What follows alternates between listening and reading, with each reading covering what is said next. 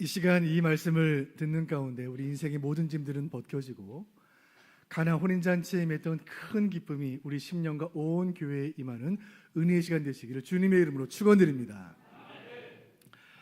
지난 2000년 4월 18일에 서울 잠실 야구장에서 롯데와 LG 간의 야구 경기가 벌어지고 있었어요.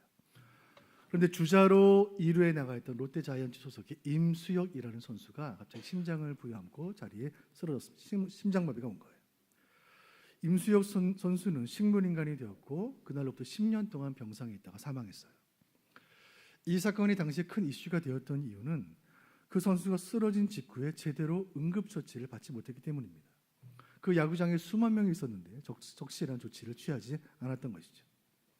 수년 전에는 택시기사가 운전을 하다가 운전 중에 의식을 잃었는데 승객이 그 택시기사를 그냥 두고 가버린 사건이 논란이 되었죠.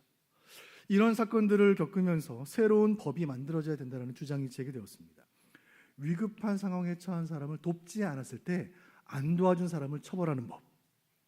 이 법의 이름이 이른바 선한 사마리아인 법이에요. 여러분 어떻게 생각하십니까? 이 법 만들어야 됩니까? 만들지 않아야 됩니까? 이런 법을 만들어야 한다는 말이 나온다는 사실은 어려움을 당한 사람을 보고도 그냥 도와주지 않고 지나쳐가는 시대가 되었다는 뜻이 아닌가라는 생각에 씁쓸한 마음이 드는 것이죠. 이 법의 이름 선한 사마리아인 법, 이 법의 이름이 신약성경 누가복음 10장에서 나왔습니다. 오늘 설교의 본문이에요. 오늘의 이야기는 예수님을 찾아온 한 율법사의 질문으로부터 시작이 됩니다. 율법사 이렇게 묻는 거예요. 25절 상반절 제가 했습니다. 어떤 율법 교사가 일어나 예수를 시험하여 이르되 아멘. 이 율법 교사는 율법 전문가였습니다. 성경 권위자로 이름을 날리던 인물이었죠. 그런데 이 율법 교사가 전 나사렛에서 새롭게 떠오르고 있던 그 예수라는 랍비의 소문을 듣게 되었고 그 예수라는 랍비가 얼마나 대단한지 한번 실력을 겨뤄보고 싶었던 거예요. 그래서 예수님을 찾아 이렇게 묻습니다. 하반절도 제가 했습니다. 선생님, 내가 무엇을 하여야 영생을 얻으리까? 예수 선생이여, 나도 선생이고 당신도 선생인데 율법 가르치는 선생인데 내가 질문 한 가지 하겠소. 영생을 얻는 방법이 무엇입니까? 몰라서 묻는 질문이 아니었죠. 자신의 지식을 뽐내고 싶었고 저 신출내기 랍비의 코를 납작하게 해주고 싶었던 마음이었습니다. 그의 교만하고 악한 의도를 파악하신 예수님은 그 질문에 대답하지 않으시고 오히려 다시 질문하셨어요. 고대 랍비들이 즐겨 사용했던 수사학적 방법이 대화였습니다. 고대 그리스 철학자 플라톤도 대화법으로 제자들을 가르쳤죠. 율법사의 질문을 받으신 예수님이 그 질문을 율법사에게 되돌려 주시는 거예요. 이렇게 말씀하십니다. 율법이라면 당신이 전문가가 아닌가? 율법에 무엇이라 기록되어 있는가? 그 질문은 율법교사에게 너무나 쉬운 질문이었습니다. 율법사는 어릴 때부터 암송하고 있던 그 말씀을 줄줄 암송하기 시작해요. 누가복음 10장 27절 같이 보실까요? 시작.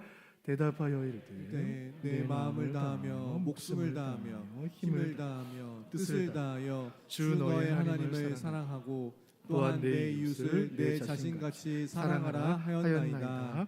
아멘. 성경에 있는 그 말씀을 그대로 암송해서 대답했습니다. 그 율법사의 대답을 들은 예수님은 이렇게 말씀하세요. 영생을 얻는 방법은 성경에 기록된 당신이 암송한 내용 그대로다. 하나님 사랑, 이웃 사랑, 이미 알고 있는 그 말씀에 기록된 그대로를 실천하라. 율법사와 예수님의 두 대화를 지켜보던 사람들은 아마 피식 웃었을 것 같아요. 답을 이미 알고 있으면서 물어보았다는 사실이 들통난 것입니다. 율법사는 자존심이 상했지만 이대로 물러날 수는 없었죠. 똑같이 질문으로 예수께 응수합니다. 다시 질문하는 거예요. 10장 29절 제가 있습니다. 그 사람이 자기를 옳게 보여 예수께 여짜오되 그러면 내 이웃이 누구니까? 아멘. 좋습니다. 그렇다면 한 가지 다시 질문합시다. 성경에 이웃을 사랑하라 하셨는데 이웃은 과연 누구입니까? 이 율법사의 도전적인 질문을 받으신 예수님은 잠시 생각하신 후에 한 이야기를 율법사에게 들려주시기 시작하죠. 그 이야기가 신약성경 누가복음 10장에 기록된 이야기이고 그 이야기가 기록된 이후로 2000년이 지난 지금 신앙인들은 물론이요 신앙이 없는 사람들에게조차 널리 알려진 이 이야기의 제목은 선한 사마리아인의 비유입니다. 오늘 누가복음 10장에 기록된 선한 사마리아인의 비유를 통해 오늘날 교회와 성도를 향해 주시는 주님의 음성을 듣기를 원하고 오늘 나에게 주시는 성령의 말씀을 듣기를 원합니다. 다 같이 예수님의 이야기 속으로 들어가 보도록 하겠습니다. 누가복음 10장 30절 상반절 같이 보시죠. 시작. 예수께서 대답하여 이르시되 어떤 사람이 예루살렘에서 여리고로 내려가다가 아멘. 혼자서 먼 여행길을 떠난 한 사람의 이야기입니다. 이 사람은 지금 예루살렘을 떠나 여리고로 가는 중이죠. 이 두 도시를 여행하는 이 길이 험한 이유는 두 도시의 고도 차이 때문입니다. 자, 바다 수면 해수면을 기준으로 예루살렘이라는 도시는 760m 위에 있는 산 꼭대기에 있는 도시였고 여리고라는 도시는 해수면보다 260m가 낮은 해수면 아래에 있는 도시였습니다. 두 도시의 고도 차이는 1km예요. 이 산길의 양쪽은 낭떠러지와 협곡으로 되어 있어서 사람이 살 수가 없었습니다. 험하기로 악명 높았던 이 길을 신약시대 사람들은 혈로, 피의 길이라고 불렀습니다. 이 길을 가는 사람들은 예루살렘 성전까지 올라가 제사를 드리거나 아니면 여리고로 내려가서 장사를 하는 사람들이었죠. 이들은 제사를 드리기 위한 제물이나 헌금 혹은 장사를 하기 위한 귀중품들을 가지고 다녔고 그래서 그 길을 다니는 사람들을 노리는 강도들이 흔했습니다. 특별히 혼자 여행하는 사람은 강도들의 주요 타겟이었죠. 30절 하반절 제가 읽어드립니다. 강도를 만나매 강도들이 그 옷을 벗기고 때려 거의 죽은 것을 버리고 갔더라. 강도들도 처음부터 폭력을 행하지는 않았을 것입니다. 돈이 목적이지 폭력이 목적은 아니죠. 그런데 이 사람이 순순히 돈을 주지 않는 거예요. 만약 이 사람이 부자였다면 가진 것이 꽤 있었다면 순순히 옷이고 지갑이고 핸드폰이고 다 주었을 거예요. 그리고 집에 가서 가족들에게 커피 한 잔 마시면서 오늘 내가 황당한 일이 있었어. 내가 강도를 만났지 뭐야. 지갑, 핸드폰 뺏겼지만 그래도 목숨은 지켰으니 그만하면 되는 거 아니야. 그런데 여러분 이 사람은 가진 게 없어요. 외투 한 벌, 낡은 옷 한 벌이 전부였습니다. 이 사람은 그의 유일한 재산인 겉옷을 빼앗기지 않으려고 필사적으로 저항하는 거예요. 그럴수록 강도들은 더 포악해졌고 옷을 무력으로 벗겨냈고 다시 덤벼들지 못하도록 때리기 시작해요. 무자비한 강도들의 폭력에 살이 찢어지고 피가 터져나오고 뼈가 부러진 거예요. 아직 생명은 붙어있지만 숨은 붙어있지만 이대로 두고 가면 곧 죽을 것이라는 사실을 확인한 강도들은 그렇게 옷을 챙겨서 어둠 속으로 사라졌습니다. 이 사람이 강도를 만나 폭력을 당했고 그래서 가진 것 다 빼앗기고 죽었다면 이 이야기는 여기서 끝이에요. 그런데 마침 구원자가 나타났습니다. 31절 상반절 같이 보시죠. 시작. 마침 한 제사장이 그 길로 내려가다가 그를 보고 피하여 지나가고. 아멘. 죽어가던 그 강도 만난 사람은 멀리서 오는 그 사람이 제사장이라는 사실을 단번에 알았습니다. 왜냐하면 그의 옷 때문이에요. 제사장이 입은 옷, 그 보석과 장식물로 가득한 그 옷은 멀리서도 알아볼 수가 있었습니다. 나는 살았다. 제사장이 오는구나. 하나님의 사람, 성직자, 목회자, 저 거룩한 사람이 나를 살려주겠지. 그런데 여러분 31절 다시 보세요. 제사장이 그 길로 내려가다가 그를 보고 피하여 지나갔다. 어두워서 못 본 게 아니에요. 보고 피한 거예요. 왜요? 당시의 제사장들은 성전은 예루살렘에 있었지만 예루살렘에 살기보다는 여리고에 사는 경우가 많이 있었습니다. 제사장들은 예루살렘에 가서 성전에서 제사를 인도하고 사역이 끝나면 여리고에 있는 집으로 돌아가는 것이죠. 이 제사장들은 정결법 율법에 따라 부정한 것을 만지면 안 되었는데 사람의 시체를 만지면 그가 부정해지기 때문에 예배를 인도할 수가 없어요. 때문에 만약 이 사람이 여리고에 있는 집에서 예루살렘 성전으로 올라가고 있었다면 시체를 피하는 게 맞아요. 그런데 31절 보세요. 제가 다시 읽습니다. 마침 한 제사장이 그 길로 내려가다가 그를 보고 피하여 지나가고 going down the same road 같은 길로 내려가다가 즉 이 제사장은 강도 만난 그 사람이 간 길과 똑같은 길을 따라서 내려가고 있었어요. 여리고로. 예루살렘 성전에서 제사 인도를 끝내고 예배 다 끝나고 여리고 집으로 가고 있었기 때문에 시체를 만져서 내가 부정해질까 봐 염려할 필요가 없어요. 무엇보다 이 사람 아직 죽은 게 아니에요. 그런데 자기 직무를 핑계 삼고 율법을 핑계 삼아 그 사람을 피해 지나가 버린 것입니다. 만약에 그 시대가 선한 사마리아인 법이 적용되던 시대였다면 이 제사장은 처벌되었을지 몰라요. 그런데 제사장은 떠나갔고 그렇게 발걸음이 멀어져 가고 있을 때 다시 한번 희망을 주는 인물이 등장합니다. 32절 같이 보시죠. 시작. 또 이와 같이 한 레위인도 그곳에 이르러 그를 보고 피하여 지나가되. 아멘. 레위인은 제사장들과 함께 성전에서 예배를 섬기는 사람들입니다. 제사장의 규칙보다는 조금 덜 엄격했지만 이들 역시도 시체와 다름없는 그 사람에게 가까이 가는 것이 싫었습니다. 제사장의 그랬지 레위인들도 똑같이 그를 보고 피해서 지나갔어요. 자, 이 당시에 가장 거룩한 인물들이었던 제사장과 레위인 두 사람이 지나쳐간 지금 이제 누구에게 희망을 걸어야 합니까? 어둠 속에서 세 번째 발걸음이 다가옵니다. 그가 가까이 왔을 때 이 강도 맞는 사람은 가슴이 철렁했어요. 그 사람은 사마리아인이. 하필이면 사마리아인이.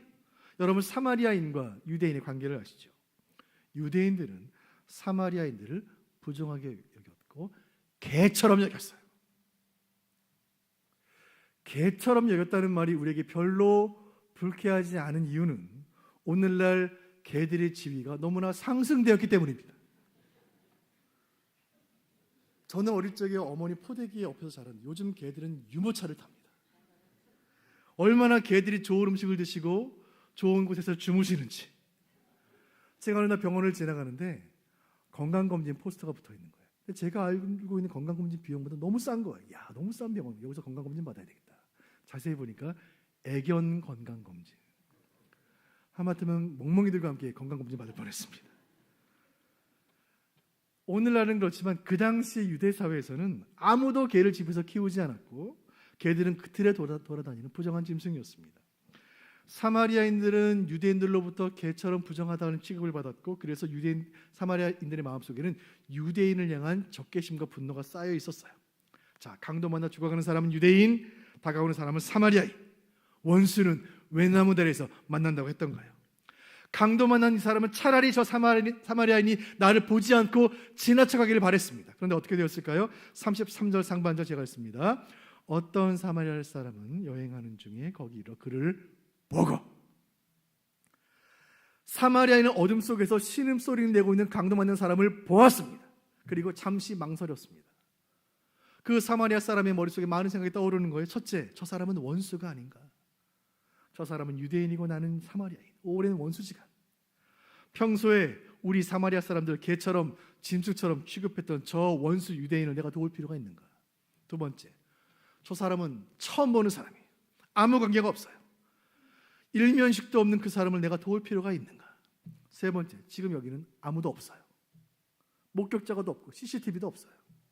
그리고 이 사람은 보아하니 곧 죽을 사람인데 이 사람이 나중에 나를 찾아와서 그날 왜 나를 안 도와줬습니까? 당신은 선한 사마리아법을 어겼습니다. 비난할 가능성이 전혀 없어요. 결론, 그러므로 나는 이 사람을 도울 필요가 없다.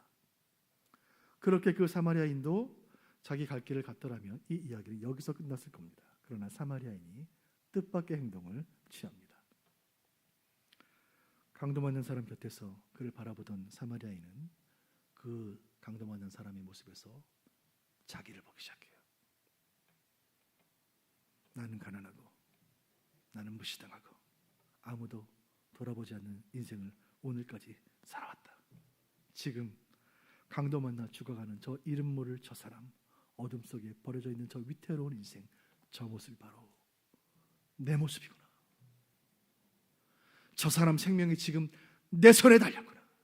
그리고 그가 어떻게 했는지 누가가, 이 의사이자 역사가인 이 누가가 자세히 기록하는데 34절, 35절 상반절 또박또박 읽어보겠습니다.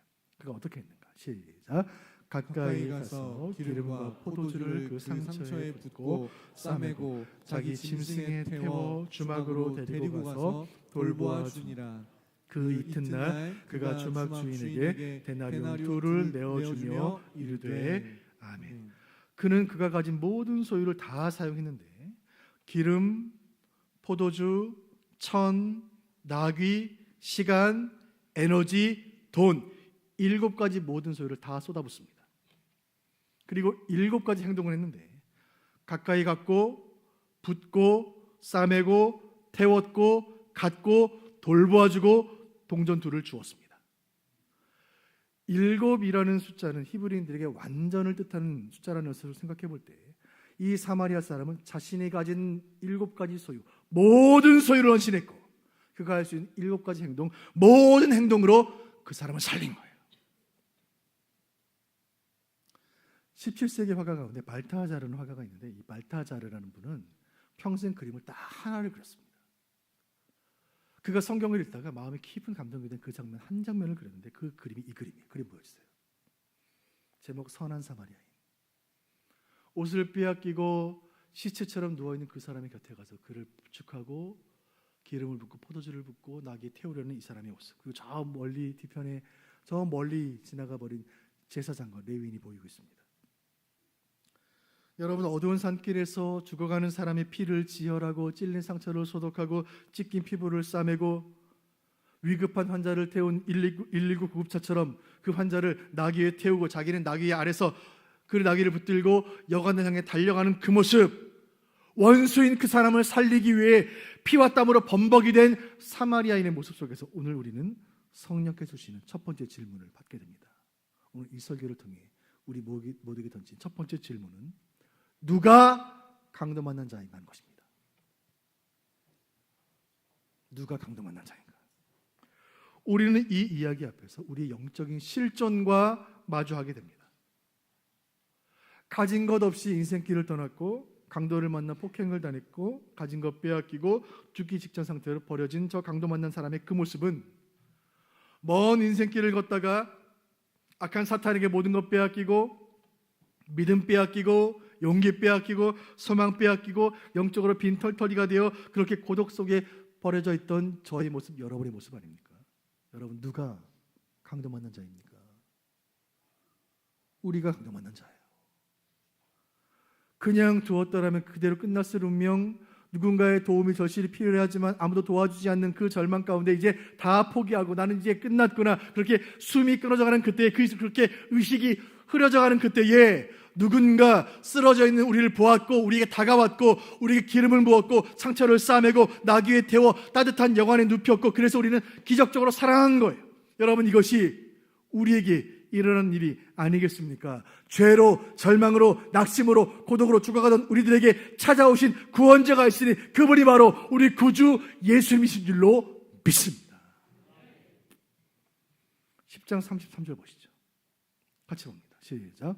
어떤 사마리아 사람은 여행하는 중 거기 이르러 그를 보고 불쌍히 여겨 He felt compassion, 연민을 느꼈다. 여러분, 이 말씀 어디선가 보았던 말씀 아닙니까? 지난주 설교 7장 설교 때 나인성 과부 이야기 속에서 예수님께서 품으셨던 그 마음. 자, 7장 13절 제가 읽어드립니다. 주께서 과부를 보시고 불쌍히 여기사 He felt compassion, 똑같은 말이에요. 울지 말라 하시고. 누가복음 10장 33절과 7장 13절은 똑같은 헬라어가 사용되었습니다. 스플랑크 니저마이, 창자가 뒤틀리는 고통. 남편과 사별한 슬픔이 가시기도 전에 아들의 죽음을 맞이한 그 나인성 과부, 그래서 아들의 관 옆에서 실실할 지경에 이른 그 여인을 바라보시며 고통스러워하시던 그 예수님의 마음, 스플랑크 니저마이. 이날 사마리아인이 강도 만난 사람을 보고 품었던 그 마음, 바로 그 마음이 예수님의 긍휼. 여러분, 이 사마리아 사람은 강도 만난 사람을 도와주어야 할 책임과 의무가 전혀 없다는 사실을 우리는 기억해야 합니다. 여러분, 예수님은 우리를 도우실 책임과 의무가 전혀 없으세요. 그런데 그 주님 우리에게 오시고 우리를 만나주시고 우리를 살리신 이유는 오직 예수님의 긍휼인 줄로 믿습니다. 누가복음이 말하는 예수님의 성품은 그 백성을 불쌍히 여기시는 마음, 긍휼이에요. 오늘 예수님께서 이 오만한 율법 교사에게 가르치시는 한 가지 교훈은 긍휼이에요. 하나님께서 오늘 이 설교를 통해, 오늘 주의 강단을 통해, 이 예배를 통해 우리에게 부어주시는 아버지의 마음은 긍휼입니다. 바라는 것은 이 말씀이 우리에게 능력이 되고 역사가 돼요. 이 말씀 듣는 우리 모두는 하나님의 긍휼을 마음에 품은 참 하나님의 백성들 모두가 되시기를 주님의 이름으로 축원드립니다. 오늘 이 비유를 통해 주시는 두 번째 질문으로 가보도록 하겠습니다. 두 번째 질문은 누가 이웃을 정의하는가 하는 것입니다. 자, 성경이 무엇이라 말하는가라는 예수님의 질문을 받았을 때 율법사는 회심의 미소를 지었습니다. 하나님 사랑, 이웃 사랑 아닌가? 너무나 쉬운 대답이 아닌가? 하나님 사랑 가장 자신 있는 것 아니에요? 이 율법사는 안식일 어겨본 적이 없고 주일 빠져본 적이 없고 기도회에 빠져본 적이 없고 말씀 생활 철저히 했습니다. 이웃사랑 역시 자신 있는 분야에 가난한 자를 돌보는 삶을 살았고 구제했고 과부와 고아들을 돌보았습니다. 이만하면 영생은 문제없고 이 정도면 구원은 확실하다. 여러분, 그런데 그 율법사의 생각에는 교묘한 함정이 있어요. 이 율법교사는 이웃을 사랑하라는 그 하나님의 말씀을 자신이 해석해서 그 이웃의 범위를 자기가 정해놓았어요. 즉 나에게 이웃인 사람과 이웃이 아닌 사람을 자기의 기준으로 결정해 놓은 거예요. 이웃사랑에 대한 이 말씀은 율법 레위기에 기록되어 있는데 레위기 19장 18절 하반절 제가 읽어드립니다. 내 이웃 사랑하기를 내 자신과 같이 사랑하라. 나는 여호와이니라. 같은 본문 19장에서 하나님은 이웃이 어디까지인가를 범위를 정해 놓으셨어요. 19장 33절은 같이 보시죠. 시작. 너희와 함께 있는 거류민을 너희 중에서 나은 자 같이 여기며 자기같이 사랑하라. 아멘. 너희 중에 있는 거류민, 즉 에일리언, 이방인들조차 너희 자녀처럼 사랑하라. 이것이 하나님의 말씀이에요. 성경이 말하는 이웃은 내 가족, 내 친지, 내 동족, 우리나라 사람, 지인, 친구들은 물론이요, 이방인, 외국인, 사마리아인, 죄인, 노예, 환자, 고아, 과부를 다 포함해요. 성경 박사가 이 레위기 말씀을 몰랐을까요? 다 알면서도 이 율법교사는 자기 마음 가운데 이웃이라는 이름의 동그라미 하나 그려놓고 좋은 사람, 착한 사람, 가까운 사람은 그 동그라미 안에 두고 싫은 사람, 미운 사람, 나쁜 사람은 동그라미 밖에 두고 미워할 사람 적당히 미워하고 싫어하는 사람 적당히 피해 다니면서 그러면서도 나는 말씀대로 살겠다고 자부했고 그래서 나는 영생을 누릴 것이라 확신하며 오늘까지 살아온 거예요. 착각이에요.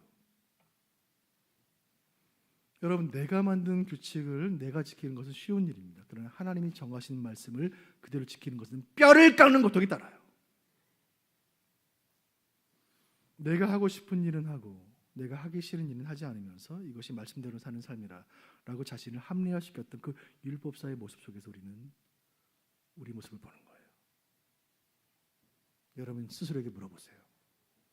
여러분은 말씀에 맞추어 삶을 살아갑니까? 여러분의 삶에 말씀을 끼워 넣고 있습니까? 내 생각의 틀에 맞추기 위해 하나님의 말씀을 깎아내고 변형시키고 뒤틀고 있지는 않습니까? 이날 예수님은 율법사가 스스로 만든 그의 생각의 틀을 부수고 그 율법사를 말씀 앞에 무릎 꿇게 하시는 거예요. 여러분, 누가 이웃을 정의합니까? 내 이웃을 정하시는 분이 누구죠? 내가 아니라 하나님이세요. 신앙이란 내 기준의 말씀을 맞추는 것이 아니고 말씀에 나를 쳐서 복종시키는 거예요. 여러분, 헌신은 무엇입니까? 여러분, 헌신하세요? 성경이 말하는 헌신은 향유 한두 방울 떨어뜨리는 것이 아니라 순전한 옥합을 깨뜨리는 거예요. 여러분, 충성하십니까? 교회 충성하세요? 여러분, 충성은 내 시간 조금 쪼개서 재능 기부하는 것이 아니라 죽도록 충성하는 거예요. 여러분, 용서하십니까? 예수님 말씀하신 용서는 70번씩 7번 무한대로 끝까지 용서하는 거예요. 우리는 사랑이 식어가는 시대 속을 살아갑니다.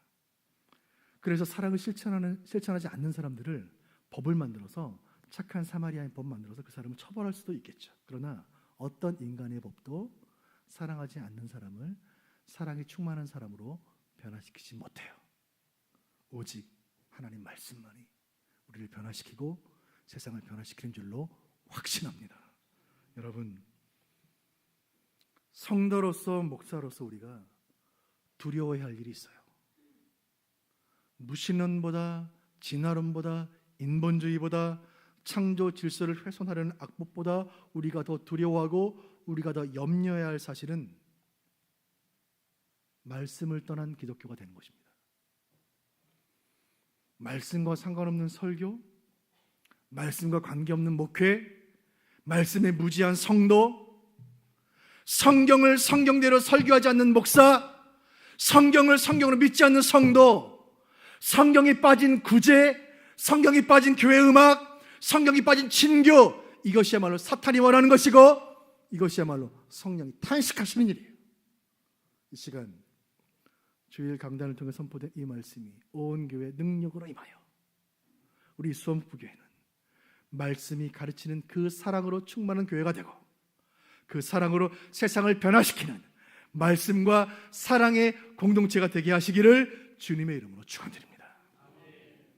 오늘 설교를 통해 우리 주시는 세 번째 질문은 누가 나의 이웃인가 하는 것입니다.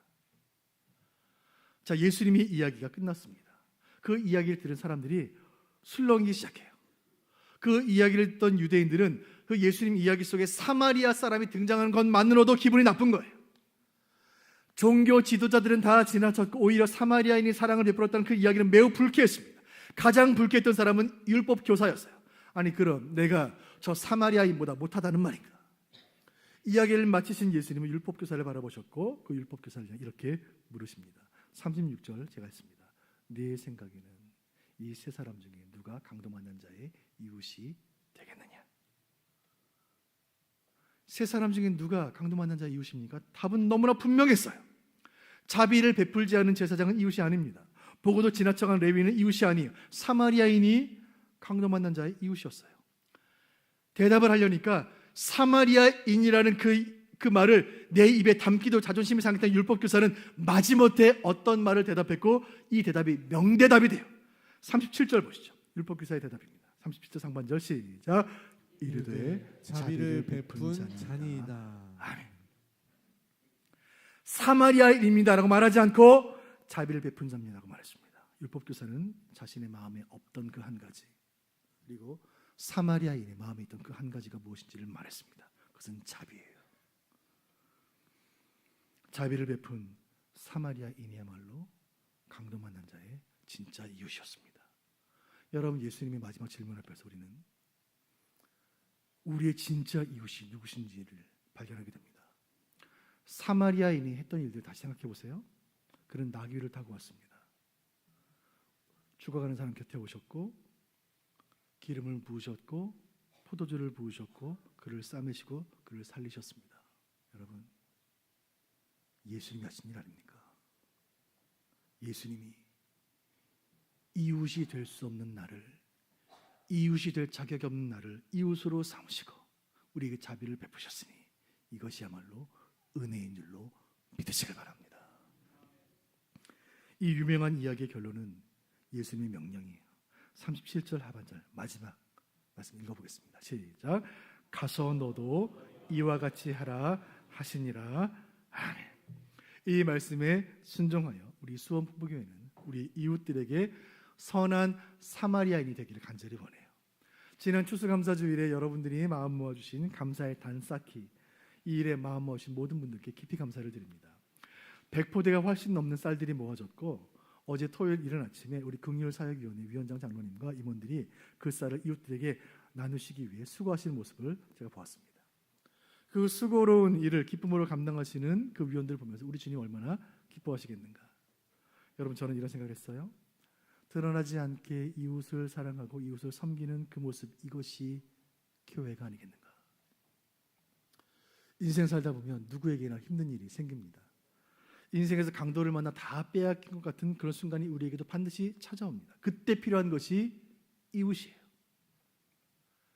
함께 기도하는 사람이 있으면 고난의 밤을 이겨낼 수 있고 함께 우는 사람이 있으면 그 슬픔의 터널을 통과할 수 있는 거예요. 그런데 힘들 때, 외로울 때, 아플 때 혼자 있으면 죽는 거예요. 말씀을 맺겠습니다. 오늘 강도 만난 사람의 이야기가 참으로 안타까운 것은 그 사람이 칼에 찔리고 피를 많이 흘렸고 옷을 빼앗겼기 때문이 아니에요. 이 이야기가 비극인 이유는 사람이 죽어가는데 아무도 관심이 없는 거예요. 더 안타까운 일은 그 비극이 바로 교회 안에서 일어나고 있는 거예요. 우리 교회 안에서. 교회 공동체에 누군가 몸이 아파서 마음이 아파서 시험이 들어서 교회 나오지 않고 영혼의 상처로 고통 속에 있는데 그렇게 강도 만난 사람들을 지나쳐갔던 수많은 사람들처럼 우리는 그냥 지나쳐가고 있는 거예요. 이날 무관심 속에 죽어가던 사람에게 관심을 보인 것은 제사장이 아니고 레위인이 아니었습니다. 교회 안에서 어려움 속에 있는 성도에게 관심을 보인 것 목사가 아니고 장로가 아니고 권사가 아니고 전도사도 아니고 목자도 아니고 전도의 임원도 아니고 뜻밖의 사람, 아무도 예상치 않았던 그 사람, 사마리아인, 자기도 힘든데, 자기도 아픈데, 자기도 지쳐있는데 그럼에도 불구하고 예수의 긍휼을 품고 예수의 자비로 그 사람을 도운 그 사람, 모두의 예상을 깬 그 인물이 모든 것을 바꾼 것입니다. 간절히 원하는 것은 이 말씀을 듣는 여러분은 모두의 예상을 깨는 바로 그 한 사람이 되어주시기를 주님의 이름으로 축원드립니다. 간절히 바라는 것은 이 말씀의 은혜가 온 교회에 임하여 사랑이 식어져가는 이 시대에 우리의 이웃들에게 그리스도의 자비와 사랑을 전하는 교회를 쓰임받는 큰 은혜를 주시기를 주님의 이름으로 축원드립니다.